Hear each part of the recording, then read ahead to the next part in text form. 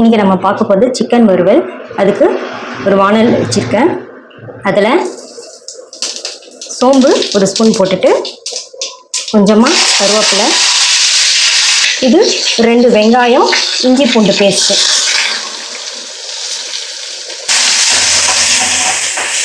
நல்லா வதக்கிக்கலாம். வெங்காயம் வதங்கட்டுங்க. வெங்காயம் நான் 2 வெங்காயம் போட்டிருக்கேன். உப்பு கொஞ்சம் சேர்த்துக்கிறேன், கல் உப்பு.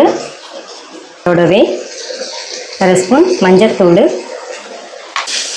நல்லா மிக்ஸ் பண்ணிக்கலாம். நல்லா வதங்கி வரட்டும். வெங்காயமும் இஞ்சி பூண்டு பேஸ்ட்டும். இதில் ஒரே ஒரு தக்காளி சேர்த்து நல்லா வதக்கிக்கலாம். தக்காளி தேவைன்னா போட்டுக்கோங்க. இது ஒரு டேஸ்ட்டு நல்லாயிருக்கும் சிக்கன் வறுவலுக்கு. அப்படி தக்காளி வேணான்னு நினச்சிங்கன்னா லாஸ்ட்டில் இறக்கும் போது ஒரு 1/2 லெமன் புழிஞ்சு இறக்கிடலாம். அது ஒரு டேஸ்ட்டாக இருக்கும், இது ஒரு டேஸ்ட்டாக இருக்கும். ஆனால் ரெண்டுமே நல்லாயிருக்குங்க டேஸ்ட்டு. இப்போ தேவையான மசாலா ஐட்டம்லாம் சேர்த்துக்கலாமா? இது குழம்பு மிளகாய் தூள் தான், கொஞ்சமாக சேர்த்துக்கிறேன். 1 ஸ்பூன், 1.5 ஸ்பூன் சேர்த்துக்கிறேங்க. ஒரு 1/4 ஸ்பூன் சோம்புத்தூள், கரம் மசாலா தூள் ஒரு 1/2 ஸ்பூன் சேர்த்துக்கிறேன். இது நல்லா வதங்கட்டும். வதங்கிறதுக்காக கொஞ்சம் தண்ணி சேர்த்துக்கிறேன்.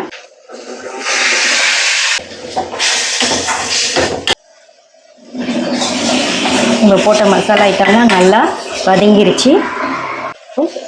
சிக்கனை 1/2 கிலோ ஒரு சிக்கன் இதில் சேர்த்துக்கலாம். இதை நல்லா வதக்கி விட்டுட்டு தண்ணியெலாம் எதுவும் சேர்க்க வேண்டாங்க. அப்படியே அந்த சிக்கனில் ஏற்கனவே தண்ணி விடும் இல்லைங்களா, அந்த தண்ணியே போதும். அப்படியே வதங்கட்டும். தண்ணி எதுவும் தெளிக்க வேண்டாம். அப்படியே கொஞ்சம் நேரம் வேகட்டும். சிம்மில் வச்சிடலாம்.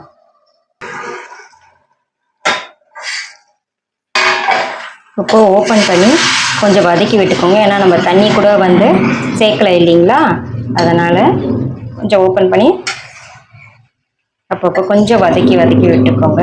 அடி பிடிக்காமல் இருக்கும்.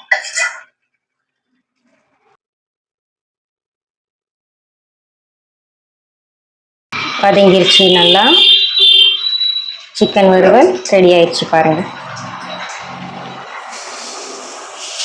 இந்த வறுவலை எடுத்து வச்சுட்டு இதில் ஒரு பொடி சாதம் போட்டு வறுத்து சாப்பிடுங்களேன், செம்மையாக இருக்கும் இல்லைங்க. நீங்களும் ட்ரை பண்ணி பாருங்கள் இதே மாதிரி வறுவல். லைக் பண்ணுங்கள், ஷேர் பண்ணுங்கள், சப்ஸ்கிரைப் பண்ணுங்கள். தேங்க்யூ ஃபார் வாட்சிங்.